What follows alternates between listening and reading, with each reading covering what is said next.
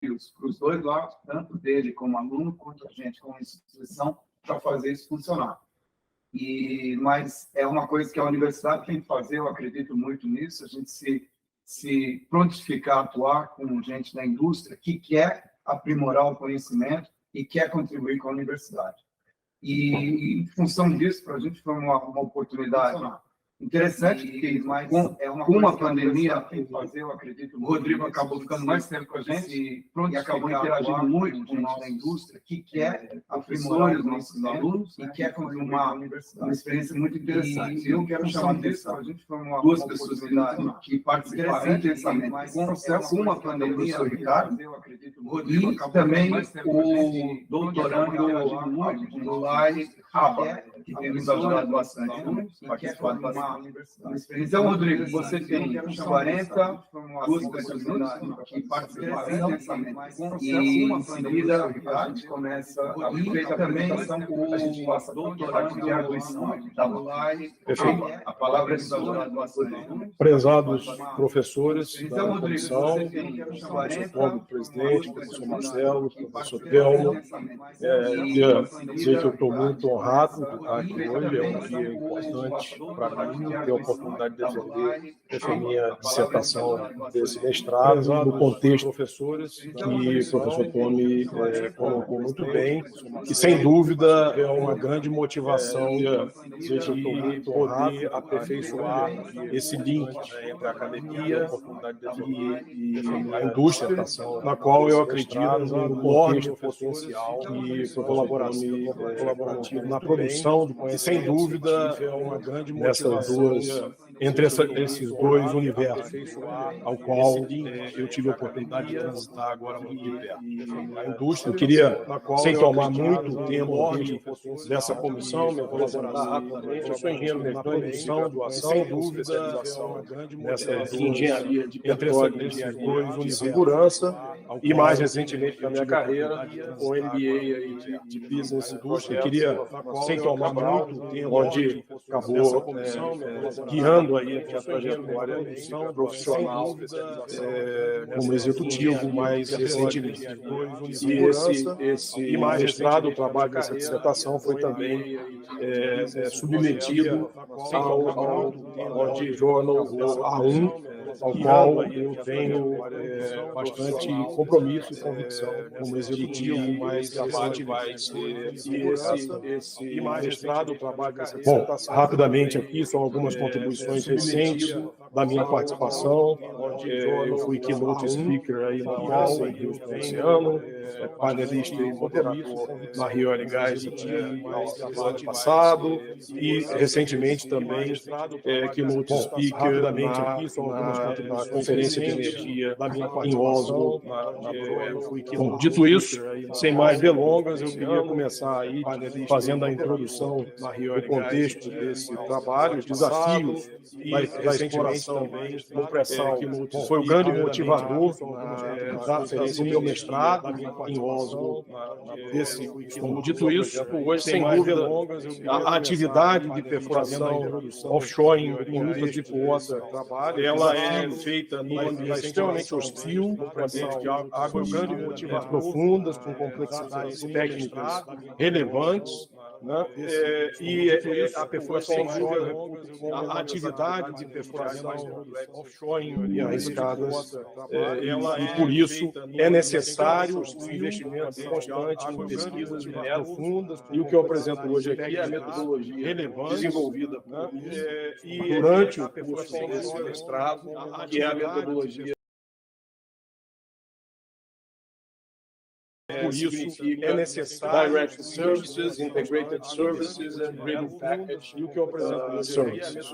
Então, é a combinação desses três conjuntos que constituem a construção de postos e que estão juntos no sistema PDCA, customizado de maneira que isso seja entregue na construção de postos. Isso é o resultado de observações, três conjuntos e pesquisas durante meus quase 30 anos de experiência que estão fazendo a gestão operacional de construção de postos offshore, isso seja na indústria, num total de aproximadamente 500 postos que eu observei. E o resultado desse projeto, dessa metodologia, foi testado num projeto de construção de campanha exploratória no Brasil, no pré-sal, onde foram perfurados 4 na indústria. Todos os 4 postos dessa metodologia foi implementada, observei, e todos os 4 postos foram posicionados entre 5% melhores postos em termos de performance do pré-sal, e até hoje um deles tem um recorde de perfuração do pré-sal com 18 dias. Todos a gente vai mostrar essa metodologia foi implementada, observei. Bom, a introdução, a motivação da pesquisa, como eu comentei, o pré-sal brasileiro é verdadeiramente um tesouro, mas o sucesso exige muita inovação, tornando vital descobrir os segredos do sucesso da perfuração em alta performance nesse ambiente, né? Bom, a introdução e a importância disso que essa investigação é crucial para revelar fatores por detrás, muita inovação, tornando excepcional, descobrir os segredos, nossas descobertas nessa metodologia, nesse mestrado, elas podem contribuir significativamente para o ganho dessa investigação, atividades, principalmente considerando um cenário futuro tão competitivo que a gente começa a enxergar com a transição energética que o setor de elas. Bom, aqui eu apresento também, como parte da introdução, atividades, desafios técnicos enfrentados, principalmente no pré-sal brasileiro, cenário iniciando aí pelas características geológicas, né? A própria perfuração por uma extensa camada de sal, os desafios de controle de poço. Aqui eu apresento onde você também fóruns, atividades técnicos enfrentados, principalmente no pré-sal, todas as questões gerenciais e técnicas envolvendo uma operação de ultra deep water, e sem mais delongas, a união da gestão de sistemas super complexos, por exemplo, como a operação de unidades de última geração de perfuração offshore, as famosas modulos, né? Embora o nosso foco principal esteja nos desafios gerenciais nesse trabalho, eu queria chamar a atenção que é importante observar que os desafios técnicos claramente afetam indiretamente as decisões estratégicas e gerenciais em projetos como esse, né? Antes de entrarmos aqui na especificidade do trabalho, eu queria contextualizar em que ambiente essa metodologia foi experimentada. Então, como eu falei, é um projeto no pré-sal brasileiro, onde o operador jamais havia perfurado um poço no pré-sal e jamais havia tido uma operação ultra deep water no Brasil. Além disso, é uma área altamente classificada, né, onde muitos poços já haviam sido perfurados, então aumenta o desafio da expectativa de um resultado superior em termos de performance. A gente não tinha muita chance de errar, eram poucos poços a ser perfurados para testar a metodologia, e essa oportunidade estava aliada também à falta de experiência prévia total entre os 3 players principais que compõem a metodologia, né? E quando eu me deparei com esse desafio, onde o operador, a empresa de construção de poço e o drilling contractor jamais haviam feito um trabalho desse junto, em busca de performance superior, essa metodologia foi concebida, né? E esses poços foram perfurados entre 2019 e 2020, e os resultados vão ser apresentados aqui como parte desse trabalho. Bom, aqui as questões, né, as perguntas da minha pesquisa, né, que foram projetadas para investigar e fornecer soluções para os desafios de segurança e eficiência destacados na minha declaração do problema. A primeira delas é quais são os principais desafios enfrentados numa campanha exploratória no pré-sal e como superá-los. A segunda, quais as estratégias e técnicas podem ser empregadas para reduzir o tempo total de perfuração e, por fim, como a utilização dessa metodologia DID-PDCA pode contribuir efetivamente para o sucesso desse tipo de campanha. Bom, eu adotei uma abordagem descritiva, né? A gente está analisando aqui de perto uma campanha de perfuração bem-sucedida no pré-sal brasileiro, onde essa metodologia foi empregada. Para a coleta desses dados, eu contei com a colaboração, sem dúvida, do operador, que, através do seu banco de dados e de um programa de colaboração entre os operadores de pré-sal, forneceram dados que foram cruciais para avaliar a performance da implementação da metodologia, bem como a coleta de dados fornecido pelo Drilling Contractor, né, com relação à performance da unidade de perfuração, especificamente sobre o desempenho do que a gente chama de NPT, o Non-Productive Time, da performance de manobra e dos flat times, que vai ser discutido agora na sequência. Bom, senhores, essa, de fato, é a metodologia que foi desenvolvida durante o meu mestrado, né? Como eu mencionei, TID significa a união dos serviços contratados diretos pelo operador, dos serviços integrados pela empresa de construção de poços e dos serviços fornecidos pelo Drilling Contractor com a plataforma. Então, ao centro da minha metodologia está a integração desses três componentes cruciais, identificados como cruciais, dividindo o ownership dessa campanha e aqui isso integrado numa metodologia PDCA customizada, né? Então, a fase que eu reputo como mais relevante é a fase, sem dúvida, de planejamento, né? Essa fase de planejamento ela é a mais longa e a gente integrou diversos métodos de planejamento antes da atividade se iniciar, como, por exemplo, o Drill Well on Paper, o próprio programa de perfuração dos poços, né? Tudo isso foi extensivamente customizado e discutido nessa fase de planejamento, e essa integração levou com que a metodologia conseguisse que um projeto como esse, que normalmente é executado com cerca de 80 contratos, fossem executados apenas com 9, permitindo um ápice na integração entre esses atores, né? Bom, a partir daí, a gente seguiu aí para essa área azul, que é a área realmente da execução, né,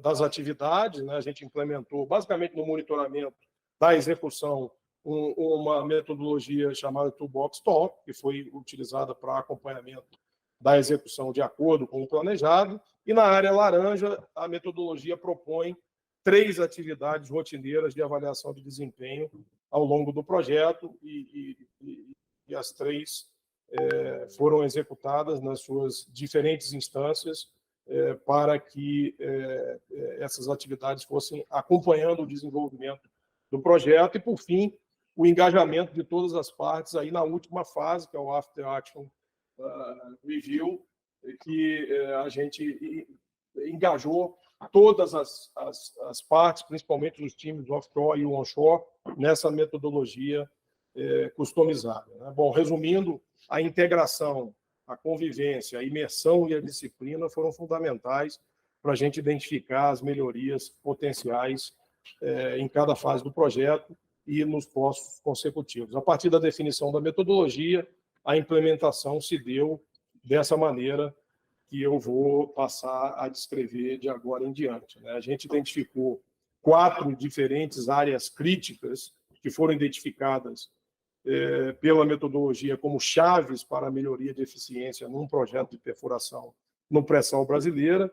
Em todas essas 4 áreas, o ciclo DID-PDCA foi por completo implementado, claro, em algumas áreas mais, outras menos, dependendo da característica das áreas, mas o primeiro deles é a otimização do projeto, o segundo um conjunto de iniciativas para melhoria de velocidade. O terceiro o grupo que compreende a redução dos flat times, que são exatamente os tempos onde a curva de tempo por profundidade está plana na construção de um poço. E o último é exatamente a mitigação do non-productive time, que normalmente está associado a interrupções da disponibilidade do avanço na construção do poço pela ausência de algum recurso crítico. Tá? Quando a gente combina esses 4 grupos, a gente tem várias descobertas e ações que estão descritas na minha dissertação e em projetos e iniciativas, e cada uma delas contribuiu de maneira importante para a performance no nível em que a gente vai demonstrar aqui nos resultados. Tá? Bom, primeira etapa, que é a etapa aí da otimização do projeto. É claro que isso aqui é extremamente customizado, a depender das necessidades do operador e das condições geológicas, mas é muito importante se debruçar por essa etapa. Um poço do pré-sal, por exemplo, normalmente ele é perfurado em 5 estágios. Aqui, com essa discussão da metodologia, foi concluída que a meta e o projeto era de se utilizar um poço em 4 fases, que a gente chama de poço Slender, e com isso, simplesmente, o revestimento de 20 ele foi eliminado, o condutor de 36 ele foi diretamente conectado ao revestimento de 13,5/8, sem o tradicional revestimento de 20. Né? A seção de sal ela foi perfurada com uma broca de 12,25, alargada para 14,75 e revestida com um revestimento de 10,75, e, finalmente, o reservatório foi perfurado com uma broca de 8,5 e deixado aberto para completações subsequentes. Né? Esse projeto, a discussão intensa desse projeto numa fase anterior, ele significou aí uma redução total do tempo de perfuração em cerca de 17 dias. Bom, avançando aqui para o segundo bloco, as ações de melhoria de velocidade na construção dos poços. O primeiro aspecto a ser observado é a otimização dos recursos de dupla atividade da unidade de perfuração. Muita inovação foi realmente experimentada e proposta para que a mesa principal da unidade de perfuração estivesse sempre alimentada pela mesa secundária, sem interrupções. Então, desde a fase pré-spud, né, enquanto estávamos aí fazendo surveio da locação, atividades paralelas foram propostas. Por exemplo, montar e operar o revestimento de 13,5/8 durante a perfuração da fase sem BOP, né, de 17,5. A gente utilizou muitos desses recursos o tempo todo para que esses caminhos críticos fossem otimizados. Um item adicional é a melhoria da taxa de penetração.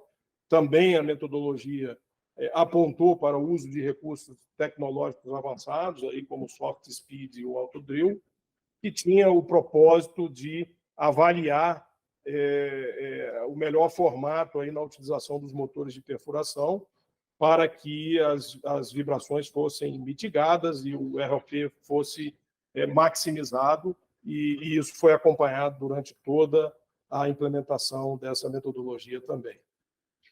À medida que a gente avançou na campanha de perfuração, esses dados eram trocados com os fabricantes desses sistemas, muita utilização do nosso Real Time Monitoring Center, para que isso tudo fosse avaliado e implementadas melhorias nos próximos poços. Né? Por fim, temos a melhoria do tempo de conexão. Né? Essa iniciativa tem tudo a ver com integração. Né? A gente tem um monitoramento aí muito específico proposto pela metodologia para slip to slip, que é toda vez que você coloca a coluna na cunha, e o bottom to bottom, toda vez que você tira e coloca a broca no fundo do mar.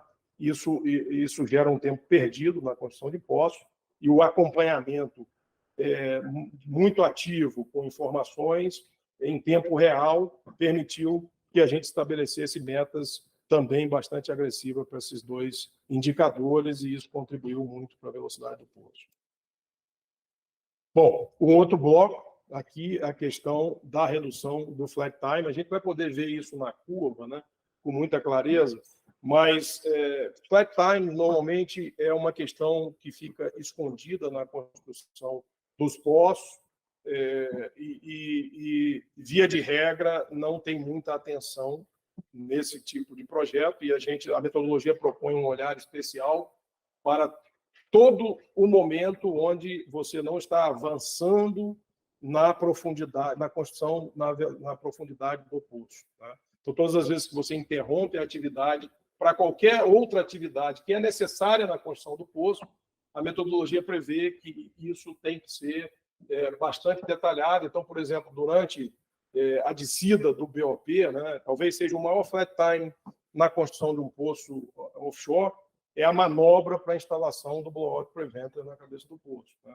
Então, você pode fazer isso de diversas maneiras, e essa metodologia propôs uma maneira de testar a coluna de riser, que a gente conseguiu, por exemplo, salvar 14 horas, e dentro desse formato a gente construiu várias outras iniciativas, né? A metodologia foi propondo e foi testada durante essa implementação, como gerenciamento dos sistemas de tanque, gerenciamento de deck, utilização constante do Active Heave Compensator Crane, que era algo pouco utilizado, inclusive antes dessa metodologia. Foram feitas várias instalações direta na cabeça do poço com um guindaste ativo, coisa que não era utilizado. Foi, por exemplo, a primeira implantação de um tube hanging spool com a utilização de um guindaste ativo compensado. Isso tudo por conta do ciclo, da avaliação do ciclo de ID e PDCA na atividade de construção, e com o objetivo de reduzir o flat time. Eu avanço agora para finalizar aqui a nossa lista, mas não menos importante, para a discussão com relação à NPT, a mitigação dos tempos não produtivos na construção de poços offshore, a indisponibilidade de qualquer recurso crítico, normalmente causado por um downtime, é um dos grandes sequestradores de performance desse tipo de projeto. Então, essa metodologia também pensou e recomendou uma avaliação cuidadosa desses componentes. O primeiro dele é a confiabilidade do BOP. O Blowout Preventer é um equipamento extremamente complexo, que envolve hidráulica, eletrônica, mecânica, e sem dúvida nenhuma, o maior causador de non-productive time nesse tipo de operação. Então, foi proposto um programa específico de confiabilidade do Blowout Preventer, que maximizou exatamente, junto com um programa mais amplo de integridade de ativo, maximizou o que a gente chama do uptime desses recursos críticos.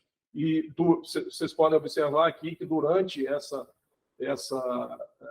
aplicação da metodologia, nós iniciamos já com um uptime bastante elevado, de 95%, e concluímos aí com acima de 99% de uptime nesse projeto. Né? Então, isso eu posso garantir aos senhores que é algo absolutamente outstanding para esse tipo de operação. Qualquer coisa acima de 92% a 95% é considerado já um ótimo resultado. Né? Então, isso, sem dúvida, contribuiu muito.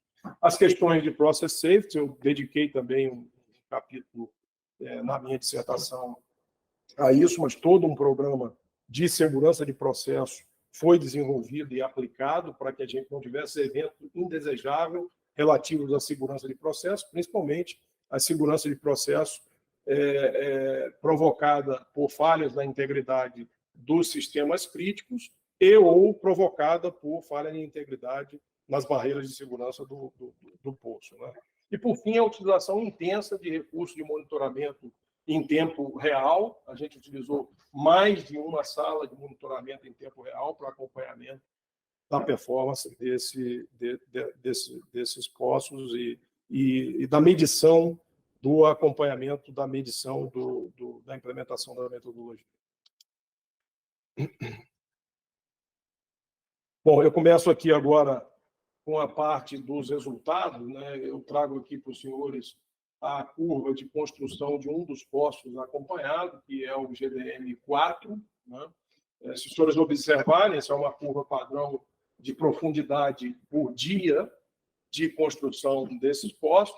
Eu queria chamar a atenção aqui, eu mencionei que flat time está determinado nas linhas horizontais aqui nesse gráfico, e eu queria chamar a atenção dos senhores para observar que nós tivemos ganhos entre o real e o planejado, não só nos tempos flat, mas também no tempo de avanço, né, na perfuração dos poços. Então, as duas áreas combinadas é que gerou esse resultado. Uma outra observação importante que eu também queria mencionar aqui é que a primeira fase da revisão do projeto de poço ela já está incorporada na curva planejada. Os ganhos da otimização do projeto já está incorporado. Então, o que nós estamos vendo aqui são os ganhos adicionais provocados pelas outras 3 grupos de iniciativas que eu acabei de apresentar. Então, eu chamo a atenção para algo que é absolutamente, realmente considerado referência, porque não preciso lembrar os senhores, mas o primeiro poço do pré-sal ele foi perfurado em 1 ano e 3 meses. E quando a gente pode apresentar resultados como esse, significam que a indústria e a academia combinadas podem gerar resultados onde você possa sonhar consistentemente, de maneira sustentável, entregar poços perfurados e completados com menos de 60 dias no pré-sal brasileiro. Isso é absolutamente crucial para essa nova era. Não preciso mencionar, e algo, isso até é um parênteses, não foi explorado no meu trabalho, porque não estava no escopo original, mas com o advento das questões da transição energética e de descarbonização, não há absolutamente nada que possa descarbonizar mais a indústria de óleo e gás do que a performance aqui na construção de poços, porque todas as outras ganhos são incrementais, mas se você melhora a eficiência de um equipamento, de um sistema, ele é incremental. Isso aqui realmente é além disso. Bom, eu apresento agora, de modo consolidado, né, os poços perfurados durante essa campanha. A gente pode observar aqui os resultados alcançados, mas antes eu queria só fazer uma pequena pausa para a gente passear aqui por esse gráfico. Essas curvas são as curvas do quartil de performance dos poços perfurados no pré-sal. Então, eu distribuí, em colaboração com o operador, os poços por quartil de acordo com sua performance. Então, esse aqui é a curva que apresenta os 5% melhores poços em termos de performance. Essa aqui é a curva que apresenta os poços que foram considerados no quartil 1, no segundo quartil e no terceiro quartil. E aqui, por exemplo, eu chamo a atenção em termos de profundidade. Se os senhores observarem o poço que eu mostrei antes, né, o GDM4, ele está numa profundidade tal que, perfurado em 18 dias, poderia ser considerado um poço de primeiro quartil se ele fosse perfurado em até 40 dias. Então, o ganho expressivo está demonstrado aqui nessa comparação dos resultados. Esse poço GDM4, até hoje, é o poço do pré-sal mais rápido perfurado no Brasil.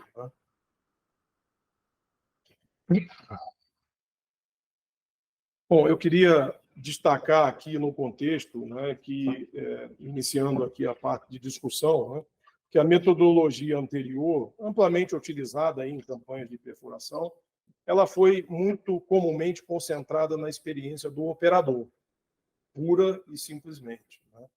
e essa concentração é o que diferencia essa nova metodologia. A forma anterior quase não havia interferência ou participação das empresas, das demais empresas constantes nesse tipo de atividade, né? Notadamente aqui a empresa de construção de poços e o drilling contract.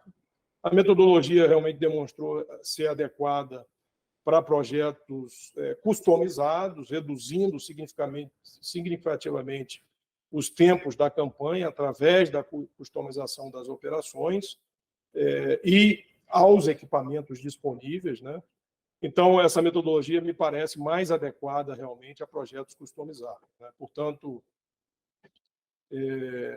por outro lado, acredita-se que essa metodologia pode não ser totalmente adequada para projetos onde a padronização e o compartilhamento de recursos realmente é o desejável em soluções do tipo one size fits all, como normalmente é aplicada pelo maior operador no Brasil, que é a Petrobras. Bom, nessa indústria a qual essa metodologia inicialmente propôs ser aplicada, não se fala em avanço de performance sem discutir a questão dos aspectos de segurança. Então, como eu falei no início, a minha dissertação propõe um formato para que se construa uma cultura de segurança resiliente, né?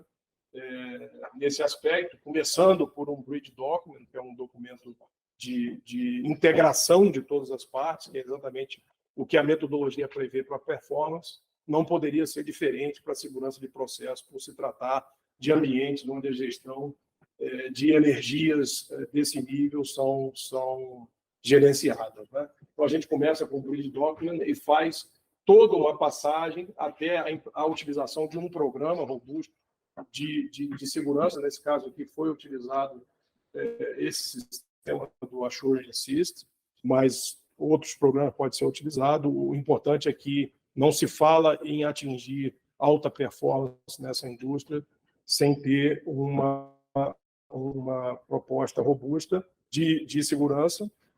Nessa campanha, e essa metodologia foi testada durante 483 dias, dos quais não houve nenhum acidente do tipo LTI, de Lost Time Incident. Então, ninguém foi machucado durante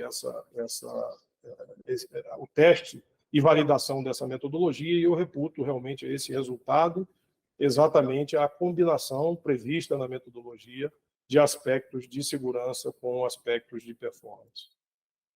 Bom, em termos de contribuições, eu acredito que a gente tem evidência objetiva de que a metodologia D&D PDCA ela está validada, o modelo de parceria colaborativa com resultados realmente comprovados, e, como eu falei, a questão de segurança de processo, mais uma vez, como elemento fundamental, como que takeaways aqui, a questão do uptime da unidade de perfuração é um elemento absolutamente crítico, e a mitigação de NPT, como foi demonstrado. Queria mencionar também que, obviamente, a metodologia foi testada no ambiente do pré-sal brasileiro, mas eu não vejo nenhuma limitação de que essa metodologia possa ser aplicada em outros ambientes de perfuração offshore. Aqui, com relação às conclusões, e caminhando para o final da apresentação da minha tese, a gente focando nas questões, né, e a primeira questão quais são os desafios enfrentados em uma campanha exploratória no pré-sal brasileiro. A pesquisa identificou os desafios técnicos e de gestão, com suas respectivas soluções para otimizar essas etapas de construção. A segunda questão é sobre as estratégias e soluções que podem ser empregadas na busca pela excelência, na eficiência em projetos exploratórios no pré-sal. Também a pesquisa identificou várias estratégias e tecnologias, além do método colaborativo desenvolvido para reduzir o tempo de perfuração e aumentar a eficiência nessas atividades. E, por fim, como a implementação da metodologia D&D PDCA, de novo, construída ao longo desse mestrado e implementada especificamente nesse contexto que eu acabei de apresentar aos senhores, poderia contribuir para o sucesso dessas campanhas. Os resultados dos poços perfurados com a implementação da metodologia sugerem, de fato, que, através da criação de um ambiente colaborativo, a implementação de um processo de melhoria contínua, eficaz e estratégias de otimização de processos podem promover, de fato, um desempenho superior e sustentável de excelência operacional. Para finalizar, eu queria dizer que os resultados da minha pesquisa mostraram que a implementação da metodologia contribuíram significativamente para essa, durante o processo, né, de validação, através da constatação dos poços colocados aí sistematicamente entre os 5% melhores poços, com melhores performances já perfurados pela pressão. Então, a metodologia se mostrou bastante eficaz ao endereçar esses desafios, promovendo resultados sustentáveis. Eu queria agradecer aos senhores. Com relação à bibliografia, eu fiz uma coletânea de trabalhos publicados e artigos científicos relativos ao pré-sal, mas também relativos aí à performance em construção de poços, otimização e evolução de tecnologia e atividade nas atividades de perfuração, e também gestão de risco e gestão de projetos e que colaboraram para a definição da metodologia. Bom, muitíssimo obrigado pela atenção dos senhores e eu me coloco à disposição de vocês. Muito bom, Rodrigo, excelente, obrigado, está dentro do tempo. Sugiro que você tome uma água, senta. Obrigado. Para a gente começar, Marcelo e Thelma, se quiserem tomar um café, uma água, a gente faz depois. Então, se acomoda aí. Rodrigo, enquanto você se acomoda, eu quero comentar o seguinte. É impressionante a qualidade do trabalho que foi feito, né? Os resultados são bacanas, são realmente marcantes. Só que eu quero que você entenda que a avaliação da banca é sobre o conteúdo acadêmico do seu trabalho, entendeu? Então, as sugestões e questionamentos que vão ser apresentados é sobre o enfoque acadêmico do seu trabalho. Claro. Tá certo? E a gente vai fazer a discussão e vai fazer a avaliação levando em conta esse conceito, tá bom? Perfeito. Obrigado. Eu vou convidar, então, agora, para começar, o professor Thelma, que é o mais distante, né, o examinador externo, para começar com as considerações dele, agradecendo novamente a gentileza e o esforço de estar aqui com a gente, professor. Bom, primeiro eu que quero agradecer a USP e ao Rodrigo por terem me convidado. Tem gente que fala que a melhor a gente aprender uma coisa é lendo aula, mas o segundo melhor, com certeza, é lendo um trabalho dos outros, né? Porque você precisa ler, se envolver, chegar a biografia, é isso mesmo. Então, o acúmulo de conhecimento que tem é muito bom. E é sempre bom a gente ter esses momentos, né, de conversar, de ouvir, entender os raciocínios que os outros tiveram, assim, para muito frio, enriquece muito a vida. Segundo, eu queria, de fato, parabenizar o trabalho, porque tem um prêmio Nobel de Economia que chama Paul Homer, que fala que o crescimento econômico social do mundo decorre do conhecimento, da inovação e tudo. Só que 80% desse conhecimento está dentro das pessoas, é fácil. Não está no livro. Então, a tentativa de transformar, o esforço de querer transformar esse conhecimento tácito em explícito, que é o caso de uma dissertação de mestrado, de uma tese de doutorado, ou de um trabalho desse tipo aqui, já merece parabéns só pela tentativa, né? E realmente esse caso aqui foi mais tentativa porque, de fato, as coisas aconteceram, né? Houve essa interação do mundo acadêmico industrial e um grupo enorme de pessoas trabalhou e transformou aquele conhecimento que está dentro das pessoas ali num negócio real. E esse trabalho traduz, codifica, né, uma parte expressiva desse esforço. Então, isso é um negócio muito forte. Eu, vendo aqui a apresentação, uma opção de pergunta que eu tinha de dúvida foi sendo esclarecida, né, naturalmente. Como todo trabalho, tem erros de digitação, que eu detectei. Claro. texto repetido aqui, uma biografia que não está batendo, algumas coisas muito simples. E tem algumas coisas um pouco mais conceituais que eu queria explorar aqui. Primeiro, você não citou na sua apresentação aqui a questão dos 3 princípios que você usou. Como states, conhecimento, knowledge, ability, é difícil traduzir, e flexibility, né, flexibilidade. Mas eu acho que tem uma redundância entre os princípios 1 e 3. Acho que o 1 e o 2 seriam suficientes, ou o 2 e o 3. Ou seja, conhecimento e flexibilidade, conhecimento e robustez.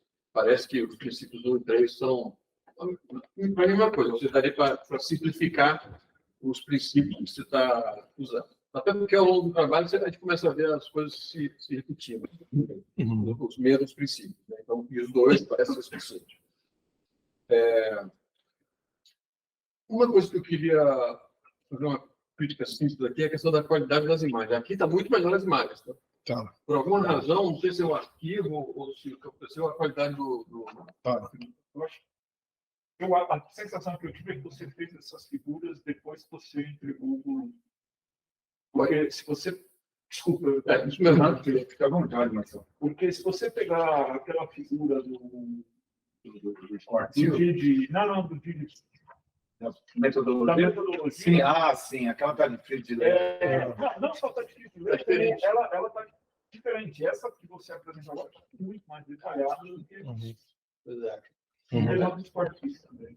Os quartis nem aparecem no trabalho. Quando apareceu aqui, ela aparece de uma maneira 6 simplificada. Ficou muito bom aqui. Os notas Eu ia perguntar tanto veio assim, como todo 95%. Agora está claro. Se essa figura for explorada no trabalho, a fonte, de onde veio, isso parece uma porção de trabalho. Perfeito. Tem um ponto que você notou no gráfico tem o flat time. De fato, você mostrou na figura, na página 40, você fala que são 17 dias de ganho. Mas o gráfico, como você mostrou, só tem 7 dias. Pode dizer assim, deixa eu voltar aqui. Foi no gráfico.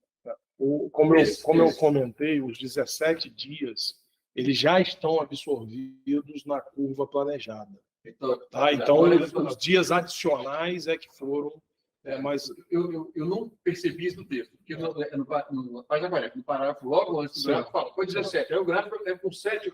Peraí, 17 com relação ao projeto, mas você tem razão. Os ganhos do projeto, eles já estão incorporados na curva planejada. Quando você foi apresentando, que eu entendi. Então foi um erro de digitação. Alguém escreveu, você escreveu 17, você queria escrever só 7. Não, é 17 que ganha de fato. É 17 de fato. O ganho total. O ganho do projeto. Agora, ele já estava incorporado. O texto dá a sensação de que é um erro de digitação. Certo. Mas não é, né? É um erro de esclarecimento que considera a curva. Bom, reitero, aquela curva dos 4 quartis é fundamental para a gente entender. E, para mim, um dos pontos que está mais me preocupando é a relação causal entre o DID PDSA e as decisões estratégicas que foram tomadas.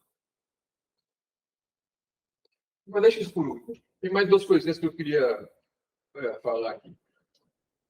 Eu sou da área de petróleo. Então, quando eu leio as palavras BOP, MUD, do teste do MUD,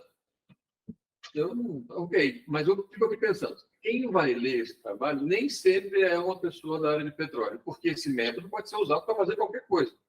Foguete, alfinete e tal. E aí, mas a pessoa precisa entender do que você está falando, o que é esse MUD, o que é BOP, o que é Single Dual Utility. Eu acho que faltava uma sessão de 3 ou 4, 5 páginas para explicar, olha, perfuração é isso, você faz aquilo, você usa o MUD, por que você usa a lâmina de perfuração? Por que esse nome? Não precisa dizer que a lâmina não é um fluido newtoniano, né? Mas, olha, é um negócio que um fluido estranho que tem a busca por resfriar a broca e tal, e impedir que você usou aqui a expressão pressão de poro quase igual à pressão de fratura. isso não foi muito relevante no seu texto, mas o leitor que não é do ramo, eu acho que merecia assim, entender o que nós estamos falando aqui. E aí tem uma... Deixa eu ver aqui, você trouxe uns comentários muito fortes aqui, que não estão no texto, que é descarbonizar na indústria de petróleo significa furar mais rápido. Eu estou nesse setor, meu mestrado em petróleo foi em 90. Eu nunca tinha ouvido falar nisso. Então, como é que esse negócio é estratificado? Todo mundo fala na ciclo de descarbonização, mas onde? Como é que isso ocorre? Isso aqui é uma verdade que precisa ser explorada, né, mostrada. E você falou uma coisa aqui que também não entendi direito, que é o DID PDCA eu entendi agora, é uma criação sua. O PDCA é conhecido... exato. Quando me informei, já existia. Faz tempo. O DID, que eu acho que você incluiu, isso que eu não entendi, foi uma criação... Foi feito durante a condução desse mestrado. Então, como o DID veio junto com a sigla PDCA, eu fiquei assim, sem ignorância minha. Eu conheço o PDCA e não conheço o DID, então o DID deve ser conhecido. Isso você só vai encontrar nesse trabalho. Isso é importante saber. Não ficou claro no texto que o DID foi criado nesse momento. A impressão que dava que o DID e eu até dizer, mas qual é a fonte do DID? Onde você achou? O DID não. É Homework. Homework. Então, tinha que explicar. O DID foi construído em conjunto. Perfeito.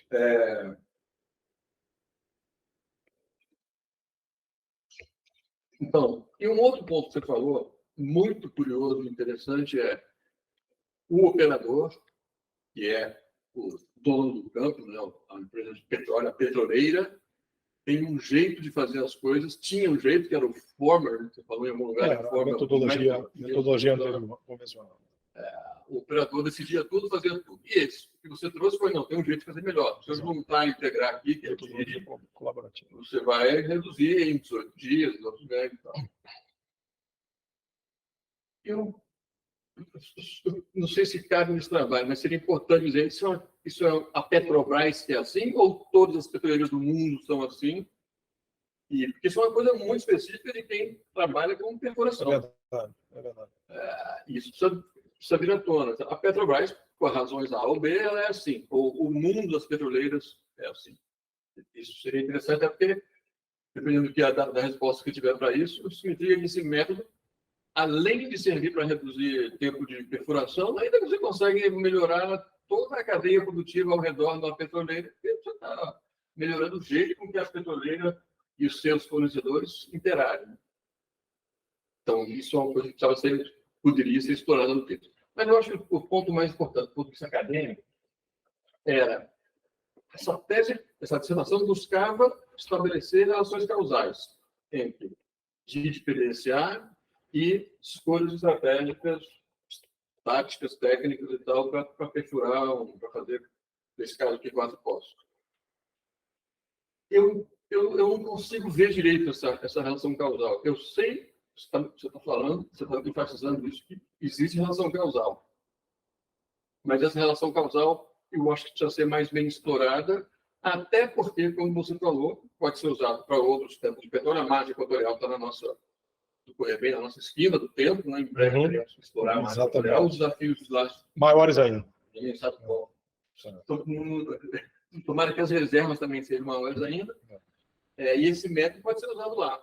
Mas, se nós não tivermos a certeza da relação, certeza a gente nunca vai ter, mas um pouco mais de solidez na relação causal, e DID PDCA melhora a tempo de exploração, então o DID PDCA talvez não possa ser usado na margem, só pode ser usado nesses 4 pontos. É muito específico. E isso que eu queria te ouvir sobre isso, como é que quais são os outros, talvez tenham passado por mim o texto, que mostram que há uma relação causal entre DID PDCA e boas estratégias. Então, fora esses comentários que eu fiz, essa é a minha pergunta para você. Fale mais sobre a relação causal. Eu não sei se vocês querem para todo mundo falar antes ou... Não, bom, você vai até o final, depois eu puxo a Marcelo. Não, professor, muito obrigado. Seus comentários foram realmente muito importantes para a adequação. Sem dúvida, a questão dos erros de digitação e tudo vão ser corrigidos em revisão. Peço desculpa por isso. E a qualidade das imagens também eu vou aproveitar e revisar com melhor qualidade, para deixar claro pontos como a questão das curvas dos quartis, que vai, sem dúvida, facilitar a interpretação e o entendimento, e também a questão dos conceitos, né? Está anotado e eu vou me debruçar aí sobre como deixar aí os conceitos mais claros para uma pessoa que não é do ramo. A gente acaba tendo esse viés, né, por estar há bastante tempo e avançando dessa maneira. Rodrigo, só uma interrupção um instantinho. Então, para você saber, ele vai ter a oportunidade de fazer uma edição revisada. E a edição revisada após os comentários da banca é o que vai para a biblioteca, tá bom? Então, sim, todos esses comentários que ele falou vão ser trabalhados, ele vai ter um prazo, e esse trabalho vai ser supervisionado por mim, e só vai para a biblioteca o trabalho que tiver incorporando todos os comentários que foram acordados aqui pela banca. Desculpa, Rodrigo, pode falar. Não, eu queria continuar só endereçando o ponto que você levantou, importantíssimo, da descarbonização, que eu, inclusive, abri um parênteses aqui, porque esse tema não era parte integrante, não é parte integrante do trabalho, mas foi ficando muito, à medida que eu fui analisando os resultados, né, isso foi ficando muito evidente para mim, a colaboração desse tipo de metodologia para o tema da descarbonização, né? Então, ele realmente não faz parte da dissertação, mas eu acredito que ele pode ser, sim, explorado em trabalhos subsequentes, devido à importância do tema e devido ao tamanho da colaboração pelos resultados que a gente mediu aqui. Então, eu vou pensar em como incorporar isso em trabalhos subsequentes, né? Com relação à questão específica do operador, sim, esse é um ponto muito bem notado. A metodologia ela tem, na minha avaliação, capacidade colaborativa diferente dependendo do tipo do operador e o estilo da operação, por exemplo, né, no operador que você citou, professor, é uma operação que ela compartilha recursos, de pouco planejamento, muito recurso compartilhado, e muito pouco compartilhamento da análise do ciclo PDCA. Eu não falo nem do DID, porque o DID não existe, na grande maioria das vezes, para esse operador, e agora, o grande desafio para um operador que compartilha muito recurso, que gerencia. A Petrobras é o maior operador offshore do mundo, né, para plataformas de perfuração offshore, né? O grande desafio para a implementação da metodologia por esse tipo de operador é como evoluir na questão do planejamento, considerando o número de recursos compartilhados que ele possui, né? Nesse caso aqui, foi um operador privado que estava focado nessa campanha, mas eu queria, talvez, aproveitar a oportunidade para abrir um parênteses de dizer que, com o advento da ampliação do mercado no Brasil, todos esses operadores que passaram a ter o desafio dessa operação pelos desinvestimentos da Petrobras no offshore que se deram nos últimos anos, eles podem, sim, se beneficiar muitíssimo da aplicação da metodologia, tá? Então, eu citaria alguns exemplos aqui, como operadores como a Carum, como a Enalta, operadores como a 3R, né? Todos esses operadores que possam customizar projetos e aplicar realmente essa metodologia, sem dúvida, eles podem se beneficiar mais, né? Então, bom, e por último, realmente a questão da relação causal, assim, como eu tive realmente o privilégio de aplicar, de construir, propor e aplicar essa metodologia num projeto específico, né, realmente a contribuição foi aplicada na condução desse projeto e realmente a gente pode medir esses resultados. Mas eu também vejo evidências substanciais de que, além de outros operadores, outras regiões podem se beneficiar, sim, da aplicação da metodologia, desde que a gente incorpore essas premissas originais de compartilhar recursos, integrar recursos e customizar o planejamento. Então, eu vejo outras regiões, não só no Brasil, mas no mundo, também capazes de se beneficiar da metodologia. Mas muito obrigado aí por todos os seus comentários, e eles serão incorporados. Faltou a discussão sobre a relação causal entre a metodologia e a decisão na estratégia. Exato. Eu vou me debruçar sobre esse comentário e ver como que eu posso deixar isso mais claro, mas, assim, absolutamente, a fase de execução ela já veio com a metodologia concebida, né? Então, a gente claramente pôde, durante toda a etapa de planejamento, né, discutir a aplicação e depois acompanhar a execução. Então, eu vou me debruçar em como deixar isso mais claro. Bom, mais uma vez, como o Paul Homer já disse, ele é prêmio Nobel, é difícil transformar parte desse conhecimento em coisa codificada. Mas se você trouxesse, por exemplo, 3 exemplos, ou 4 exemplos, ou 2 exemplos, dizendo, olha, tal decisão foi tomada e a fase D do PDCA, não sei o quê, gerou uma reunião assim, a sala fez isso. Perfeito. Não aconteceria se não fosse o método. Claro. 3 exemplos desse outro. Perfeito. Eu entendi que é especificamente, eu tinha entendido que era especificamente para a parte estratégica da decisão. Pelo que você está falando, é também na operacional. Então, você deve ter tático também. Então, quando você fizer os exemplos, é importante você tirar exemplos de cada horizonte, né, de tomar decisão, porque realmente é um gap tremendo. Eu não tinha reparado, mas concordo plenamente com ele. Parece que houve uma metodologia e olha aqui os resultados. Legal. Mas, assim, cadê a conexão? E a conexão tem que ser na tomada de decisão. Então, se você conseguir traduzir os exemplos em tomada de decisão em horizonte estratégico, né, tático e operacional, aí fica fácil de você incorporar isso, talvez até na própria discussão. Perfeito, perfeito. Nós tivemos muita oportunidade de fazer isso durante a etapa da verificação, né, do check, onde aquelas 3 formatos de verificação foram incluídos, né? E ali existia muita oportunidade registrada. É claro, eu tenho que cuidar da questão da confidencialidade, né? Como poder traduzir essas evidências, né? Aí a mágica do prêmio Nobel, né? Codificar o que pode ser codificado. É isso aí. Perfeito. O último ponto quando eu li a conclusão do seu trabalho,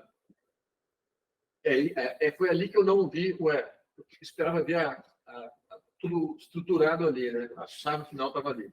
E não estava. Então, eu acho que a conclusão é onde vai estar. Se alguém lê o trabalho, lê o abstract, lê o resumo e lê a conclusão, ele tem que entender mais ou menos o que está acontecendo. E a conclusão não traz essa conexão da causalidade, mas podia estar. Porque é causado pela razão. Claro. Entre os exemplos, tal. Claro.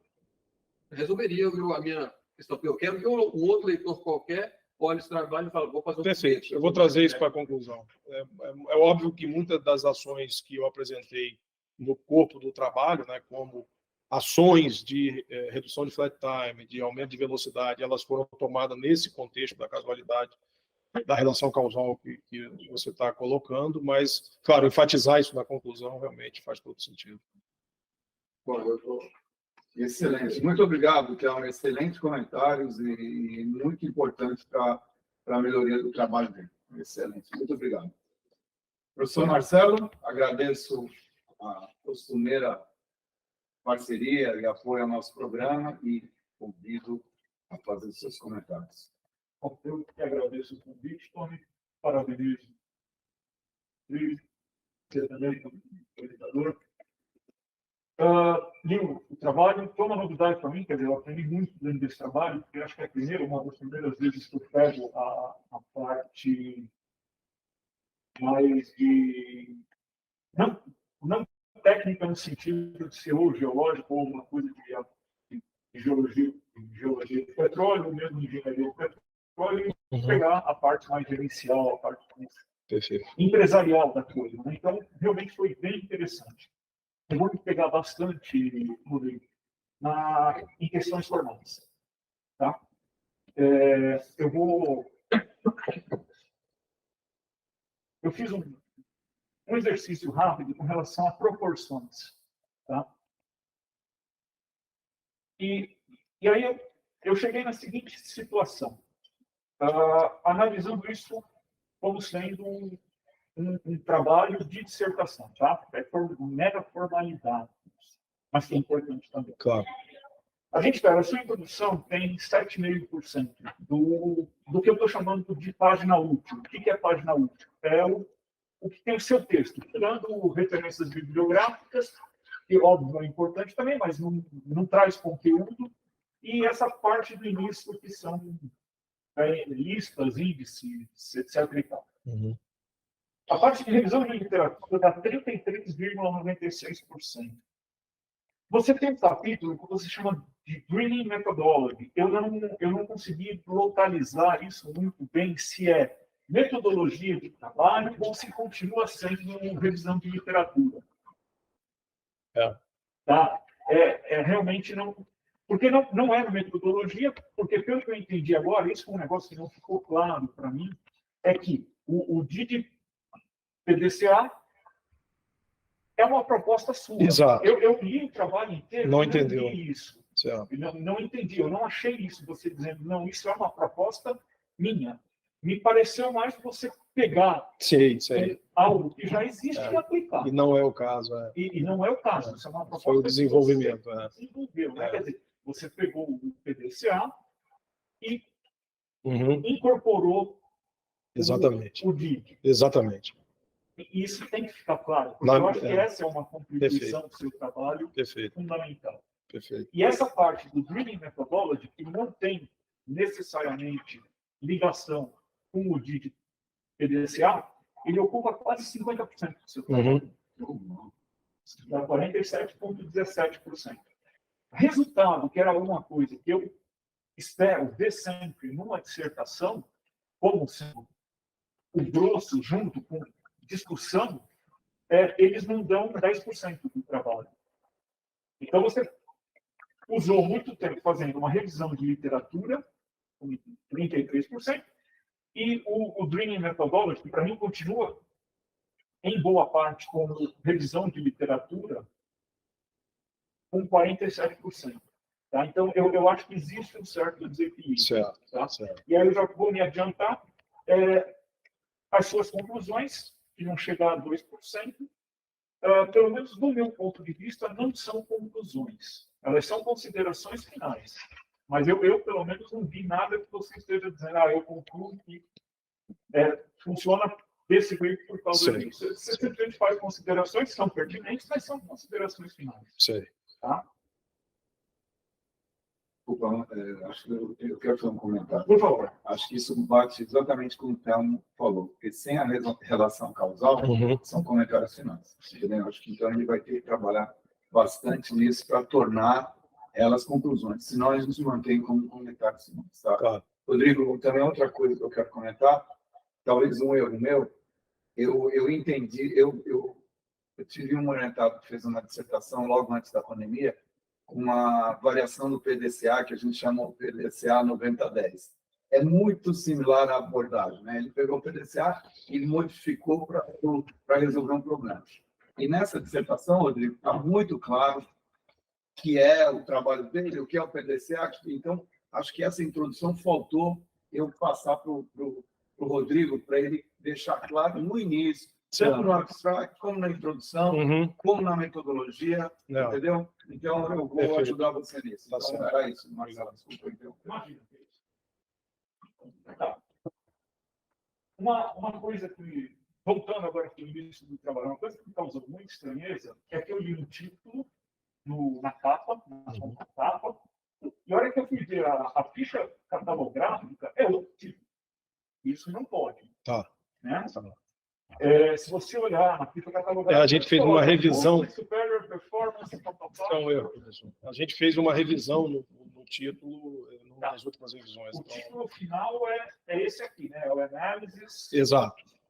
Porque eu acredito que isso seja uma norma da USP. A partir do momento que eles começaram a permitir que fosse feita revisão do texto, posterior à defesa, a única coisa que permanece imutável é o título. Esse é o título. Então, essa tinha sido a minha isso foi um erro de uma das últimas revisões. Eu peço desculpa. Não, definitivamente, não tem nada para se desculpar, tá? É simplesmente comentário, eu acho que para enriquecer em relação a formatos. Okay? No resumo, você já fala em dígito PDCA, mas não explica o significado. E mesmo lá na sua lista de acrônimos, eles aparecem como dois acrônimos separados, né? E aí depois, só mais lá no final, tá certo, é que você... Eu reparei isso também. A sigla aparece no texto simplificado. Você não é obrigado a botar lá e lá no começo não está isso, cara. Tá certo. Não tem homogeneização com relação a como você faz a citação de sigla. Porque tem hora que você simplesmente cita a sigla e o leitor é que corre lá na lista de acrônimos para ver o que é. E tem vezes que você coloca lá o que significa, ou entre parênteses, depois da sigla, ou você coloca o que o acrônimo significa e coloca isso e ele, por extenso, entre parênteses depois. Então, precisaria padronizar isso. Perfeito. Minha opinião é que sempre que uma sigla aparece, na primeira vez, você já coloca mesmo tendo uma lista de acrônimos. Ok. Colocar a primeira vez somente, né? E só a primeira vez somente. Perfeito. Eu tive alguma dificuldade, Rodrigo, em conseguir definir os objetivos do seu trabalho. Muito embora você tenha um item de objetivos, ao longo de toda a sua introdução, você coloca várias coisas que são objetivos. Né? Como, por exemplo, se você pegar lá na página 12, logo no início, você fala, essa dissertação pretende dar uma descrição. E isso é um objetivo. Né? Aí depois você fala, o objetivo geral desse estudo é investigar populações. Né? Então, isso também é um objetivo. E esses objetivos, depois, no problem statements também você tem the research aims to provide objectives. É um negócio muito mais técnico, muito mais. Eu fiz eu sumarizei. Né? Exato. Então, eu acho que valeria esses objetivos que estão dispersos no item 1.1, 1.2 e 1.3 e jogar isso nos seus objetivos. Eu acho que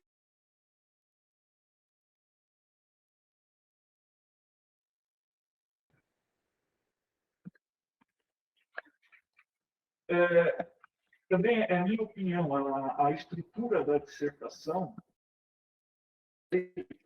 ela é redundante, porque você já tem o sumário lá na frente. E mesmo que você queira manter isso, eu acho que é essencial, tem que estar no final da introdução. Ela deveria estar lá no início. Certo, né? certo. Mas é uma questão de opinião também.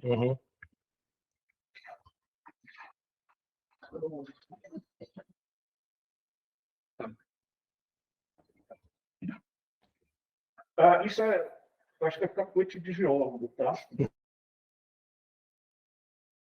Ponto 1, você fala que o pré-sal tem camada foram depositadas ou foram formadas há milhões de anos atrás. Não sei, é um trabalho científico isso. Então, o cristal é